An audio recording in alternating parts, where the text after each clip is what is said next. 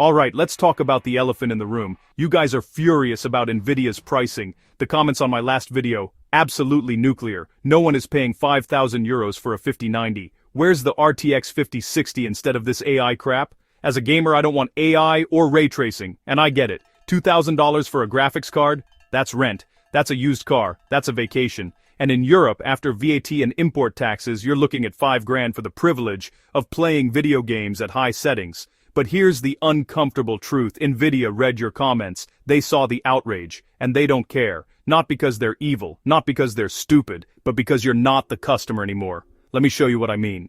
Here's what most people don't realize. The average gamer, the person on Steam playing CS2, Fortnite, or Valorant, spends $300 to $500 on a GPU. Not $2,000, not even $1,000. The RTX 4060 and 4070 outsold the 4090 by a landslide. Budget and mid-range cards are where the volume is. That's where the people are. So why is NVIDIA launching the 5090 and 5080 first at these absolutely ridiculous prices with zero sign of a 5060? Because gaming isn't their main business anymore. Last year, NVIDIA made $47 billion from AI data centers, selling chips to OpenAI, Microsoft, Meta, Google. Gaming, $9 billion. They're making 5 times more money from AI than from gamers. You're not the priority. You're the side hustle. And the RTX 5090, it's not a gaming card that does AI, it's an AI card that also plays games. That changes everything.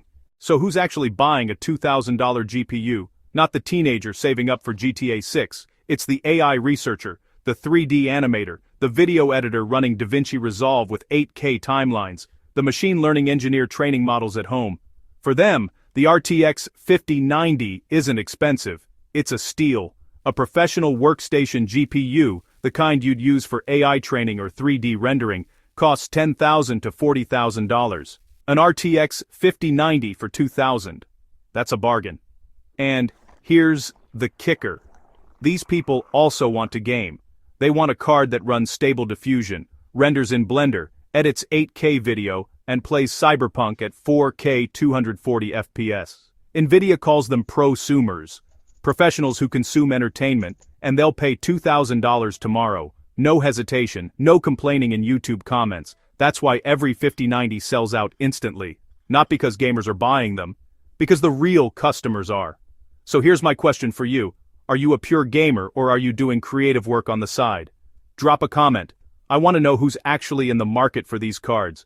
Let's talk about why the RTX 5060 isn't here yet. NVIDIA's costs have exploded. TSMC, the company that manufactures their chips, raised prices on cutting-edge nodes. Every 5090 die costs way more to produce than a 4090 did. Add in tariffs, shipping costs, inflation, and suddenly the margins on budget cards are razor thin.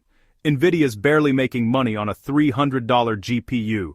Look at the RTX 4060, launched at $299. Within 6 months, it was on sale for $249. Why? Because NVIDIA had to move inventory.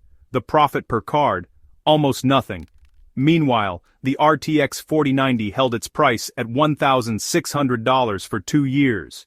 Used ones are selling for $1,800 plus on eBay. People still want it. So here's the math NVIDIA's doing.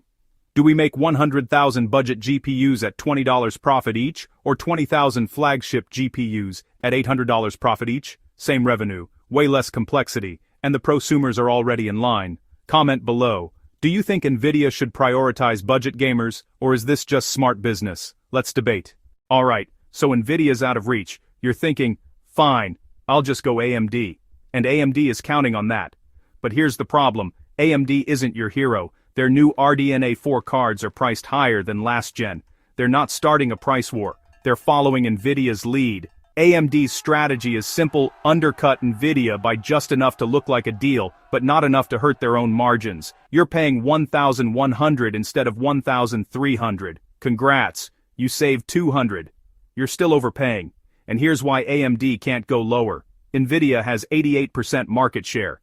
AMD is fighting for scraps. They can't afford a price war. Their margins are already tight.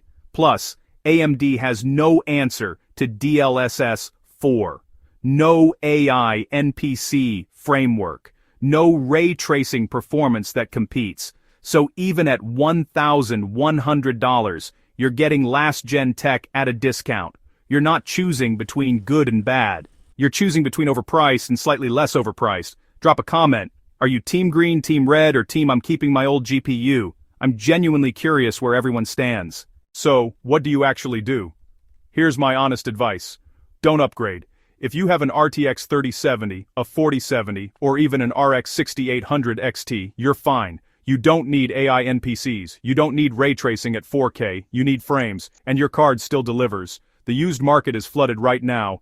RTX 4080s going for $700, RTX 4090s dropping under $1,500. Let the early adopters pay the NVIDIA tax. You swoop in 6 months later and save $500. And if you're waiting for the RTX 5060, don't hold your breath. Expected in late 2026 or early 2027, priced at $349 to $399. Not $299. Those days are over. NVIDIA's not going back to budget-friendly pricing. The market's changed, and they're not the ones who need to adapt. We are. So yeah, you're right to be angry. NVIDIA's pricing is insane, but they're not listening because they don't have to. The AI boom gave them a bigger customer, and that customer pays more, complains less, and buys in bulk. So here's my question for you. Do you wait it out and keep your current GPU? Do you bite the bullet and go used, or do you give in and pay the NVIDIA premium? Drop your answer below. I want to see where this community actually stands. And if you're in the wait it out camp, I'm making a follow-up breaking down the best last-gen GPUs you can buy right now. The ones that still crush 1440p and don't cost your rent. That video drops in 2 days. If you want it, hit subscribe. And if you made it this far, comment team wait or team upgrade so I know you're real and not a bot.